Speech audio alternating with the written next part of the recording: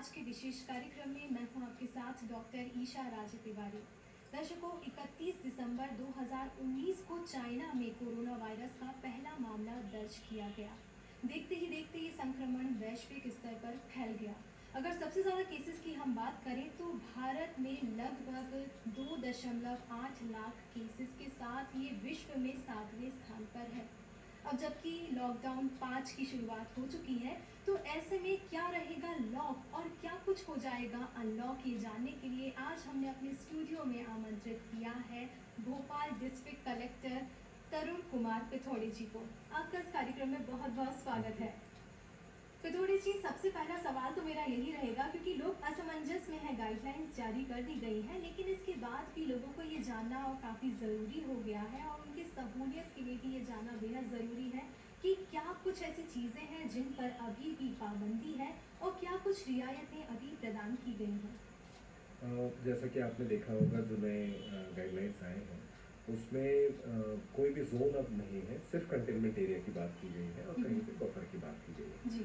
तो उसी प्रकार से ये ऑर्डर भी यहाँ पे इशू किया गया है कि जो हमारे कंटेनमेंट एरियाज हैं उसमें कंटेनमेंट एरियाज में पाबंदी पूरी तरह से रहेगी, वहाँ पूरा लॉकडाउन रहेगा। जी। लेकिन उसके बाहर बाकी गतिविधियाँ अलाउ हो सकती हैं, ये केंद्र सरकार ने राज्य सरकार को छूट दी है। अभी स्टेट गवर्नमेंट ने जो ऑर्डर इशू किया है वो अलग अलग जिलों के लिए अलग अलग ऑर्डर है, वहाँ की स्थिति को देखते हुए। जैसे भोपाल, उज्जैन, इंदौर में ज़्यादा केसेस हैं, एक्टिव केसेस हैं, इसलिए यहाँ के लिए सिर्फ 33% दुकानों को खोलने का हमें निर्देश मिला हुआ है, जिसकी व्यवस्था बनाई जा रही है। लेकिन इसके साथ साथ जो मल्टीप्लेक्सेस हैं, जो मॉल्स हैं, उन्हें अभी नहीं खोला गया है और जो जिम्नाजियम है, स्विमिंग पूल है, इनको भी अभी बंद रखा गया है।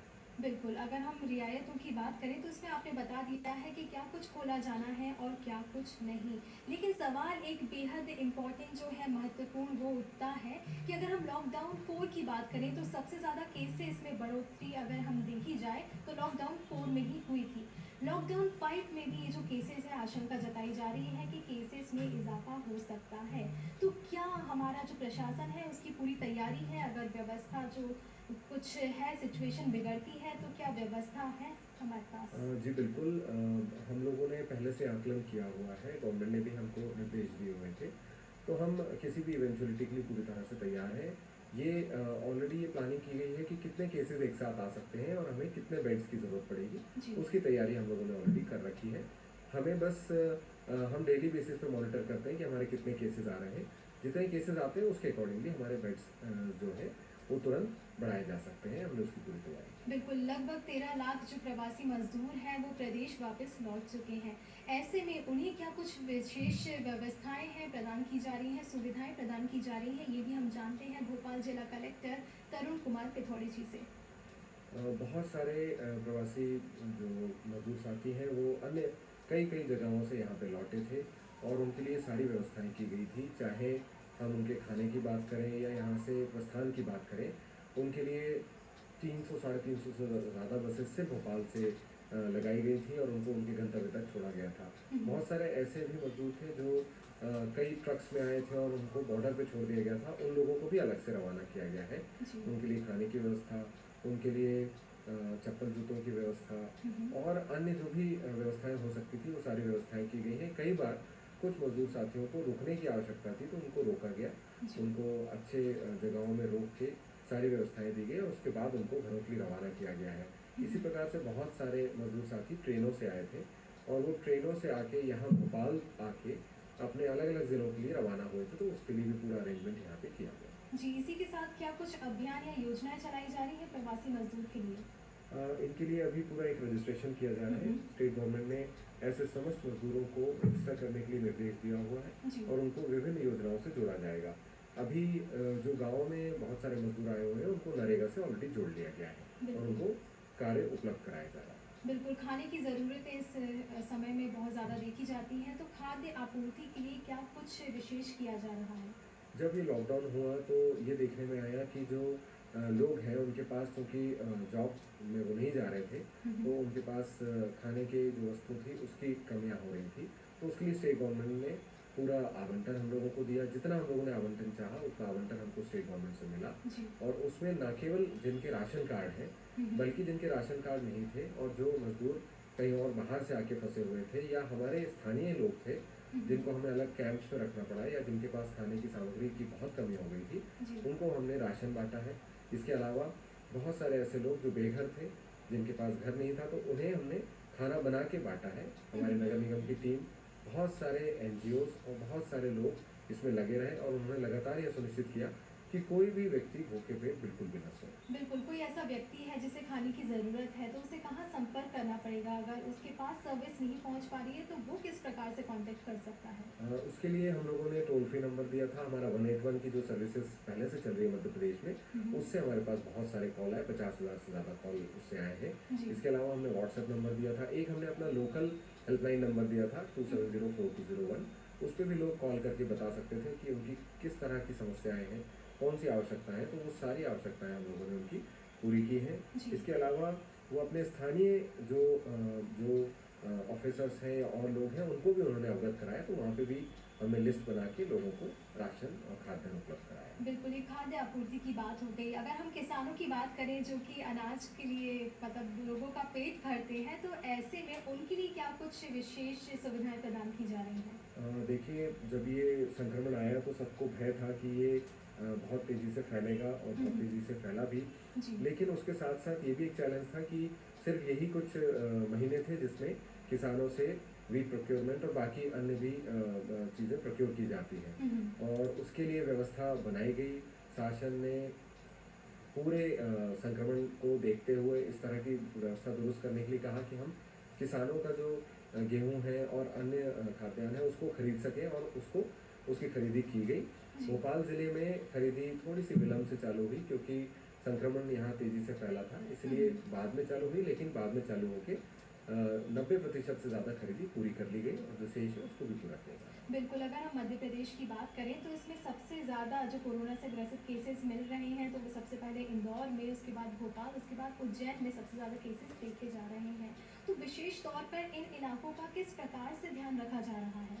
इन इलाकों का बाकी जगह तो आपने देखा ही होगा, लेकिन भोपाल में हम लोग ये सुनिश्चित कर रहे हैं कि ये जो भी केसेस आते हैं वो अर्ली आइडेंटिफाई हो जाएँ। जी। क्योंकि अभी कोरोना की कोई वैक्सीन नहीं है, तो बहुत ज़रूरी होता है कि लोगों को हम अर्ली आइडेंटिफाई कर लें। यदि अर्ली आइडेंटिफाई हो जाते हैं तो उन्हें बचाना बहुत आसान हो जाता है बिल्कुल। और हमने प्रयास ये किया है कि बहुत अधिक संख्या में हम लोगों ने सैम्पलिंग की है, उससे लोग आइडेंटिफाई हुए हैं और उन लोगों को सही ट्रीटमेंट मिल पाया है और इसलिए आप देखें कि सबसे ज़्यादा जो रिकवरी रेट है वो भोपाल का है जी। और वो इसलिए संभव हो पाया कि हम लोगों ने बहुत सैम्पलिंग करके ऐसे समस्त लोगों को ढूंढा जो इससे प्रभावित थे। इसके साथ साथ वो संक्रमण ना फैले उसकी चेन को ब्रेक करने के लिए हम लोगों ने बहुत सारे लोगों को उनके स्थानों से बाहर निकाल के क्वारंटाइन फैसिलिटी में रखा। क्वारंटाइन फैसिलिटी में सारी व्यवस्थाएं की। हमने अभी तक के 4,000 से ज़्यादा ऐसे लोगों को क्वारंटाइन फैसिलिटी में रखा है विभिन्न विभिन्न समय में। वो शासकीय गेस्ट हाउसेस हैं, शासकीय हॉस्टल्स जी। हैं कॉलेजेस के। इसके अलावा बहुत सारे होटल्स, बहुत सारे ऐसे स्थानों पे रखा और लोगों को जो हमने बाहर निकाला, बाहर निकाल के फिर उनको वहाँ पे रखा और फिर वापस ले गए, तो उससे जो संक्रमण की चेन है उसको ब्रेक करने में हमें हेल्प मिली। बिल्कुल, भोपाल में कितने ऐसे हॉस्पिटल्स हैं जो विशेष तौर पर कोरोना संक्रमित जो व्यक्ति हैं उनके ट्रीटमेंट के लिए अग्रसर हैं?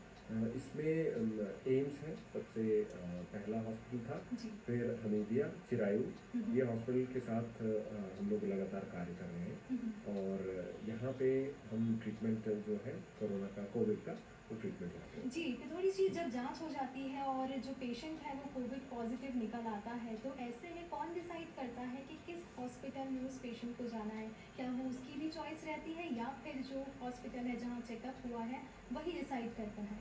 जनरली ये सीएमएचओ डिसाइड करते हैं, हमारी एक्सपर्ट्स की टीम डिसाइड करती है। जी। मैंने आपको जैसे 3 हॉस्पिटल बताए, एक हमारा कोविड केयर सेंटर भी है। कोविड केयर सेंटर हमने और बनाए हैं, लेकिन अभी जो हमारा एक है खुशीलाल आयुर्वेदिक कॉलेज है जी। और यूनानी कॉलेज भी है वहाँ पे, होम्योपैथिक कॉलेज भी है। सबसे पहले हमने होम्योपैथिक कॉलेज में कोविड केयर सेंटर बनाया था, वो बहुत सफलतापूर्वक वहाँ पे चल रहा है।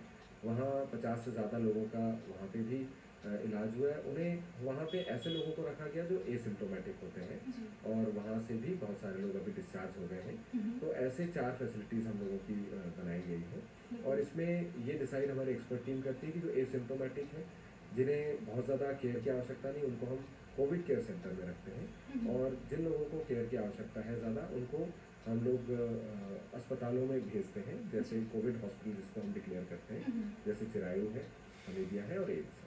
बिल्कुल, इतने सारे केसेस निकल रहे हैं लेकिन उनकी रिकवरी रेट भी बहुत ज़्यादा अच्छी है। Proper care, hospital care provide की जा रही है, प्रॉपर ट्रीटमेंट प्रोवाइड किया जा रहा है। लेकिन ऐसी स्थिति में अगर हम देखें तो लोग रोज़गार के लिए, अगर कोरोना से पहले की बात करें तो भी लोग ऐसे बहुत सारे हैं जो रोज़गार पाना चाहते हैं और इस समय में भी रोज़गार पाना चाहते हैं। बहुत सारे एडवर्टाइजमेंट निकलते हैं जिनमें अगर ऐसा लगे कि सरकार ने कोविड से रिलेटेड कुछ एडवर्टाइजमेंट निकाला है तो हर कोई उसमें अपनी भर्ती करवाना चाहता है। तो ऐसे में बहुत सारे फ्रॉड केसेस भी सामने आ रहे हैं। तो हम आपसे जानना चाहते हैं कि हाल फिलहाल में क्या कुछ रिक्रूटमेंट्स वैकेंसी आपने निकाली है? अभी सिर्फ जो कोविड केयर हॉस्पिटल्स या कोविड केयर सेंटर्स में हम लोगों को हेल्थ पर्सोनल की आवश्यकता थी, उसके लिए भर निकाले गए। उसके अलावा कोई और ऐसे अलग से भर्ती का अभियान अभी नहीं चलाया गया है। तो जी। यदि इस तरह के भ्रामक कुछ मिलते हैं लोगों को मैसेजेस, तो उससे बचना चाहिए। लेकिन हाँ, गवर्नमेंट विभिन्न समय पे, अलग अलग समय पे लोगों को रिक्रूट करने के लिए एडवर्टीजमेंट निकालती रहती है, तो उसकी ऑथेंटिक जो पुष्टि है वो हम कर सकते हैं उनकी वेबसाइट से। जी। और जो हम लोगों को हेल्थ पर्सनल चाहिए तो हम ऑलरेडी हायर कर चुके हैं, एडवर्टीजमेंट निकाल के लोगों को शॉर्टलिस्ट कर चुके हैं, और उनको हम लोगों ने जॉब लेटर, ऑफर लेटर भी दिए। जी बिल्कुल, तो दर्शकों इस बात का हमें बहुत अच्छे से ध्यान रखना है कि कहीं से भी अगर हमें कुछ एडवर्टाइजमेंट दिखता है तो तुरंत उसमें अप्लाई नहीं करना है। जांच पड़ताल करनी है, ऑफिशियल वेबसाइट पे जाना है, सही से हमें देखना है कि क्या वाकई में ये एडवर्टाइजमेंट निकाला गया है कि नहीं, उसी के बाद आपको अप्लाई करना है, जिससे जो फ्रॉड हो रहे हैं उससे बचा जा सके। इसी के साथ ही अगर हम बात करें तो एक तरफ तो कोविड-19 है, दूसरी तरफ मौसम में बदलाव आ रहा है जिससे बहुत सारी बीमारियां सामने आती हैं। हॉस्पिटल में जो पेशेंट्स की संख्या है वो बढ़ती जाती है। तो क्या प्रशासन ऐसी व्यवस्था के लिए तैयार है अगर केसेस बहुत ज़्यादा सामने आते हैं? बिल्कुल, हम पूरी तरह से तैयार हैं। जैसे मैंने कहा, हम लोगों की अप्रोच है कि लोगों को अर्ली आइडेंटिफाई किया जा सके। उसके लिए लगभग 59 फीवर क्लिनिक भी बनाए गए हैं। ये फीवर क्लिनिक वो क्लिनिक है जो हमारे ऑलरेडी अर्बन पीएचसी है, या रेलवे का हॉस्पिटल है, ईएसआई हॉस्पिटल है, जी। और ऐसे हमारे संजीवनी क्लिनिक्स हैं। इस तरह से जितने भी सिविल हॉस्पिटल हैं, जैसे जेपी हॉस्पिटल है, और हमीदिया हॉस्पिटल में भी इसकी एक विंडो है, तो लोग वहाँ पे डायरेक्ट जाके, जिन्हें लगता है कि उन्हें कुछ ऐसे सिम्टम्स हैं, जिन्हें तकलीफ है, वो डायरेक्ट जाके वहाँ पे अपना सैम्पलिंग करा सकते हैं। फीवर क्लिनिक का जो जो पूरा ओवरव्यू है जी। वो ये है कि फीवर क्लिनिक में लोग स्वयं आ सकें, और वहाँ पे आके यदि उनके चेकअप की आवश्यकता है तो डॉक्टर चेक कर लें, स्क्रीनिंग कर लें, और जी। उनको सैम्पलिंग की आवश्यकता है तो उनकी सैम्पलिंग कर लें। इस प्रकार फीवर क्लिनिक से हम बहुत सारे लोगों को जो एक साथ भी आते हैं तो हम उनको एड्रेस कर सकते हैं। इसके साथ साथ जो हमारी जो रणनीति है वो वही रणनीति है कि हम लोगों को आइडेंटिफाई कर सकें, आइसोलेट जी। कर सकें, उनको ट्रीट कर सकें, टेस्ट करके उनको ट्रीट कर सकें। तो जो आई स्क्वायर टी स्क्वायर की रणनीति है, इसी के तहत हम लोग काम कर रहे हैं। तो जो भी पॉजिटिव पेशेंट हम लोगों को मिलता है, जी। हम कोशिश करते हैं कि उसको तुरंत आइसोलेशन में रखा जाए, और उसके परिवार को भी आइसोलेट किया जाए, उसके आस पड़ोस को भी आइसोलेट करके क्वारंटाइन में रखा जाए, जिससे कि संक्रमण की चेन तुरंत ब्रेक हो सके। बिल्कुल, अगर हम दुकानों की बात करें, क्योंकि अनलॉक की भी हम बात कर रहे हैं, लॉकडाउन 5 में बहुत सारी चीज़ें लॉक्ड तो हैं लेकिन अनलॉक काफ़ी चीज़ें हुई हैं। तो ऐसे में जो बाज़ार है वो गुलजार हो गया है, बहुत सारे लोगों की जो भीड़ है वहाँ पे जम पड़ी है, टूट पड़ी है। तो ऐसे में बहुत सारे नियम तो बनाए गए हैं, तो सबसे पहले हम उन नियमों के बारे में जान लेते हैं, और जो इनका पालन नहीं कर रहे हैं उन पर क्या कार्रवाई की जाएगी उसके बारे में भी हम आपसे जानेंगे। अभी जो राज्य शासन के निर्देश आए थे कि भोपाल ज़िले में सिर्फ 33% दुकानें खुलेंगी, उस 33% दुकानों को खोलने के लिए हम लोगों ने एक रोस्टर बनाया था, और 2-2 दिन अलग अलग सेक्टर्स को हमने ओपन करने की बात कही थी, और उस प्रकार से ही वो ओपन हुए। जी। कुछ क्षेत्र में ऐसा ज़रूर हुआ कि कुछ मिक्स शॉप्स रहती हैं, और मिक्स शॉप्स रहने के कारण वो 2 दिन से ज़्यादा खोलने का प्रयास करते हैं। वो ये कहते हैं कि साहब, मेरे यहाँ तो 2-3 तरह की सामग्री रखी हुई है और मैं इस तरह से खोल सकता हूँ। तो उनके लिए हमने एक और व्यवस्था बनाई है जी। कि उनके लिए नंबरिंग सिस्टम हम लोगों ने लाया है। थोड़ा सा कंफ्यूजिंग ज़रूर लगता है कि साहब पहले ऐसा किया, फिर आप नंबरिंग सिस्टम कर रहे हैं। तो हमने ये कहा है कि नंबरिंग में आपको बिल्कुल परेशान नहीं होना है। नंबरिंग हम डालेंगे, 1 नंबर, 2 नंबर और 3 नंबर। 1 नंबर 2 दिन खुलेंगे, 2 नंबर दो नेक्स्ट 2 डेज खुलेंगी, और तीसरे नंबर की दुकानें जो हैं बाकी 2 दिनों में खुलेंगी और रविवार बंद रहेंगी। लेकिन इसके साथ हमने ये भी क्लियर कर दिया है कि जब तक ये नंबरिंग नहीं होती है, तब तक के जो पूर्व का आदेश था, जो पूर्व की व्यवस्था थी, जिससे लोग ऑलरेडी कार्य करना प्रारंभ कर चुके थे, वह चलती रहेगी यथावत। और इसके साथ जहाँ पे सबसे ज़्यादा प्रॉब्लम है, सबसे पहले हम वहाँ पे नंबरिंग प्रारंभ करें। नंबरिंग की आपने बात की, अगर नंबरिंग हो भी जाती है, लेकिन आम जो जनता है उसको कैसे पता चलेगा कि आज इस नंबर की दुकानें खुलने वाली है तो मुझे इन्हीं के पास जाना है? क्योंकि जब वो मार्केट में पहुंच रहा है तो वो देख रहा है कि कौन सी दुकानें खुली हुई हैं और उस पे जाके वो सामान ले रहा है, और ऐसे में भीड़ काफ़ी इकट्ठा हो रही है। भीड़ ऐसा हमको इसलिए एकदम से दिख रही है क्योंकि हम लोगों को लॉकडाउन के कारण हमने बिल्कुल भीड़ नहीं देखी, तो थोड़ी आदत सी हो गई। और हम्म, उसके बाद हमें जो लोग दिख रहे हैं तो ऐसा लग रहा है बहुत भीड़ हो गई। जी। यदि ये पूरी तरह से अनलॉक हो जाए तो भीड़ इससे 2 से 3 गुना ज़्यादा होगी जो हम्म, टोटल भीड़ रहती है। जी। अभी भी बहुत सारे ऑफिस जो प्राइवेट ऑफिस है उसमें कम लोग पहुंच रहे हैं। और इसीलिए हम लोगों को ऐसा लगता है कि भीड़ थोड़ी ज़्यादा है, लेकिन प्रयास ये किया गया है कि जितनी दुकानें आवश्यक हैं उतनी दुकानें खोली जाए। और हम्म, उसके साथ जैसे आपने कहा कि कैसे इन्फॉर्मेशन मिलेगी हम लोगों को कि कौन सी दुकानें खुली हैं।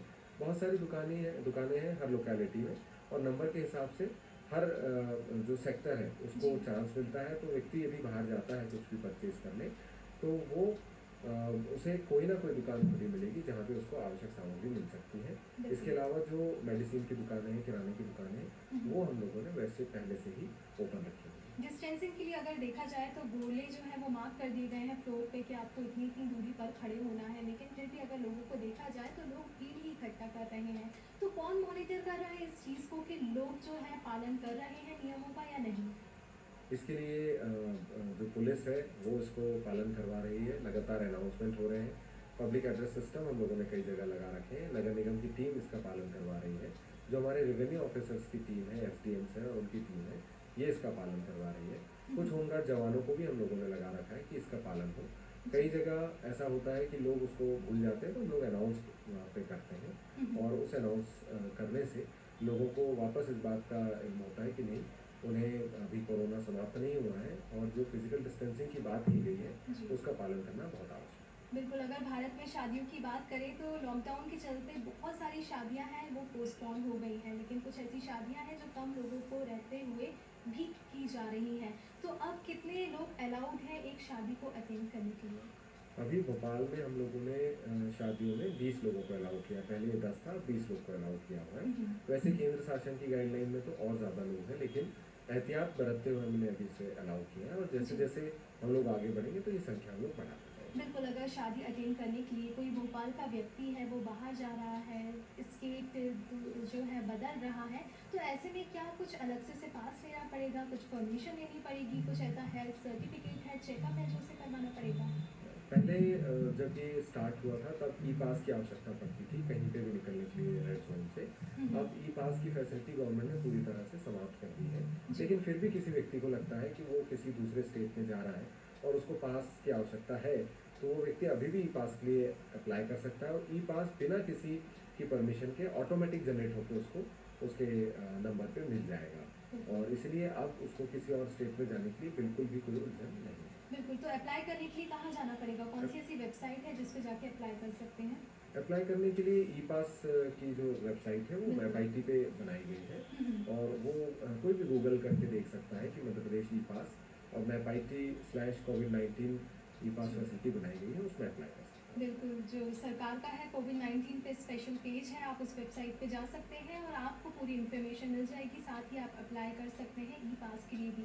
अब जो ट्रैवलिंग की बात चल ही रही है तो ऐसे में कई जो ट्रेन्स हैं कुछ चलाई गई हैं प्रवासी मजदूरों के लिए, अब लोगों के लिए भी ट्रेन्स धीरे धीरे स्टार्ट की जा रही हैं। तो किन नियमों को ध्यान में रखते हुए इन्हें चालू किया जा रहा है? कितनी ट्रेन्स चालू हो गई हैं और इन फ्यूचर कितनी जल्दी चालू हो जाएंगी? देखिए, ट्रेन्स के बारे में बहुत ज़्यादा तो मैं नहीं बता सकता, रेलवे डिपार्टमेंट इसको कर रहा है, उनकी जी। प्लानिंग है। हम्म, लेकिन जो 100 से ज़्यादा ट्रेनें चालू हुई हैं उसमें भोपाल की बहुत सारी ट्रेन्स हैं, और उसके लिए जो व्यवस्था हम लोगों को बनानी है वो हमने बना रखी है जी। कि जो भी व्यक्ति आता है या जो व्यक्ति जाना चाहता है ट्रेन में, उस व्यक्ति को यदि हाई टेम्परेचर है या उसको ऐसे सिम्टम्स हैं जो कोरोना के सिम्टम्स हो सकते हैं, तो उसको वहाँ पे रोका जाता है और हम्म, बाकी लोगों को जाने दिया जाता है। इस प्रकार बहुत अच्छे से स्क्रीनिंग की सेवाएं हम लोगों के द्वारा रेलवेज को और इवन एयरपोर्ट पे भी ये सुविधाएं उपलब्ध कराई जा रही हैं, जिससे कि ऐसे लोगों को आइडेंटिफाई किया जा सके जो संक्रमित हो सकते हैं। बिल्कुल, फ्यूनरल यानी अंतिम संस्कार के लिए जो लोग जाते हैं तो इसमें अब कितने लोग जा सकते हैं?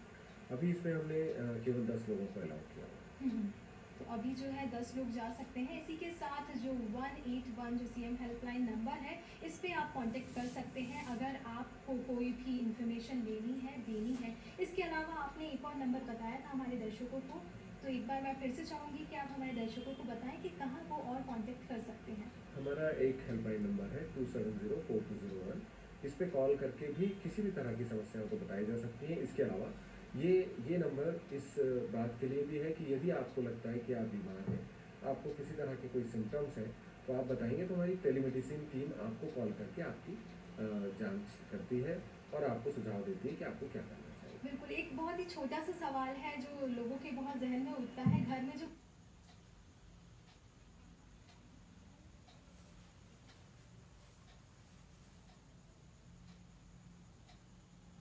से पूरी तरह से बच सकते हैं। बिल्कुल, अगर हेल्थ सर्विसेज की बात करें, क्या कुछ ऑनलाइन सुविधाएं भी दी जा रही हैं? अगर कोई घर बैठे कंसल्टेशन लेना चाहता है तो क्या वो ले सकता है? जी हाँ, मैंने जैसे आपको कहा कि हमारी जो हेल्पलाइन है उसके माध्यम से हम घर बैठे भी लोगों को सेवाएं दे रहे हैं। और सिर्फ ये सेवा नहीं, हम लोगों ने बहुत सारे ऐसे लोगों को सेवाएं दी हैं जिन्होंने कुछ कंप्लेन करी, जिनको दवाइयाँ चाहिए थी, जिनको जी। दवाइयाँ उपलब्ध नहीं हो रही थी, या वो बाहर नहीं निकल सकते थे, या वो सीनियर सिटीज़न है, तो उन्होंने हमारे यहाँ फ़ोन किया और उनको हमने दवाई भी उपलब्ध कराई है और अन्य सेवाएं भी उपलब्ध कराई जी, हैं। अगर कोई कंप्लेन करना चाहता है तो उसके लिए भी क्या वो 181 पे ही कांटेक्ट करेगा या फिर अलग से कुछ ऐसा नंबर बनाया गया है कंप्लेंट्स करने के लिए? कंप्लेन करने के लिए या ग्रीवेंस के लिए 181 तो है ही। इसके साथ कोशिश कर रहे हैं कि जो और भी चीज़ें हो सकती हैं वो हम लोग करें। हमारा मेल आईडी, हमारे दूसरे हेल्पलाइन नंबर्स तो रहते हैं। जी बिल्कुल, तो कोविड-19 से अपने आप को सुरक्षित रखने के लिए लोगों को क्या करना चाहिए? आप क्या संदेश देना चाहेंगे दर्शकों को? मैं सिर्फ ये संदेश देना चाहूँगा कि कोरोना के इस प्रकाश में हम लोग देख रहे हैं कि कोरोना युक्त वर्ल्ड में हमें यदि बचना है तो हमें इस बात का ध्यान रखना होगा कि हम पूरी तरह से सेल्फ डिसिप्लिन रहें 3-4 चीज़ों को लेके। एक, हम फिजिकल डिस्टेंस मेंटेन करें। दूसरा, हम मास्क पहन के रखें। तीसरा, हम हैंड हाइजीन मेंटेन करें। और इसके अलावा ये मैसेज हम स्प्रेड करते रहें। और साथ में एक विचारधारा अपने मन में रखें कि हो सकता है कि मैं जिस व्यक्ति से मिल रहा हूँ उसको कोरोना है, और ये सारी बातों का मुझे ध्यान रखना है।